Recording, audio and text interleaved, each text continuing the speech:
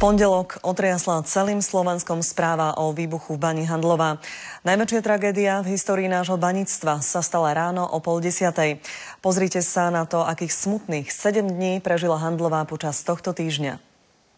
V pondelok o 9:30 ráno zostalo po výbuchu v asi 330-metrovej hĺbke 20 mužov. Išli hasiť požiar v opustenej štôlni.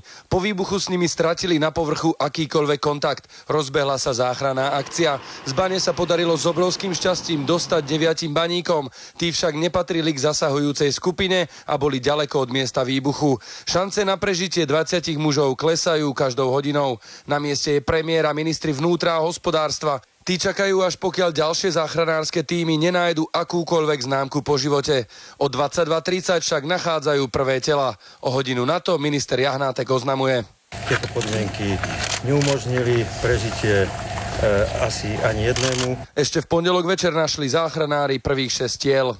V útorok mimoriadne zasadla vláda a oznámila, že odškodní pozostalých po výbuchu. V Handlovej pokračujú záchranári v hľadaní tiel. Pozostalí sa stretli s vedením baní. Na veľmi emotívnom stretnutí žiadali odstúpenie vedenia firmy na čele s Petrom Čičmancom. Samozrejme, že to tak strašne bolí, že sa ľudia hnevajú, plačú, vyčítajú a chceli by, aby sa niečo také nikdy nestalo. Do večera našli záchranári už 16. obeť. V stredu bol štátny smútok. Do 17. hodiny našli záchranári všetkých 20 tiel. Generálny riaditeľ Peter Čičmanec prišiel prvýkrát verejne vyjadriť svoj smútok. Svoju zodpovednosť zatiaľ odmieta. Zodpovednosť za túto haváriu podľa výsledkov vyšetrovania. Od štvrtka sa začínajú záchranári sústreďovať na prieskum miesta výbuchu. Pre vysokú teplotu a ťažké podmienky nie je možné, aby tam išli vyšetrovatelia. Niektorí baníci prehovorili o praktikách a porušovaniach predpisov v bani.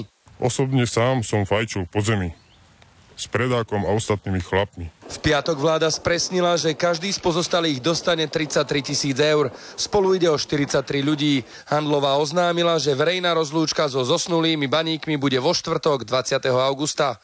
Ľubo Schwarzbacher, televízia Markíza.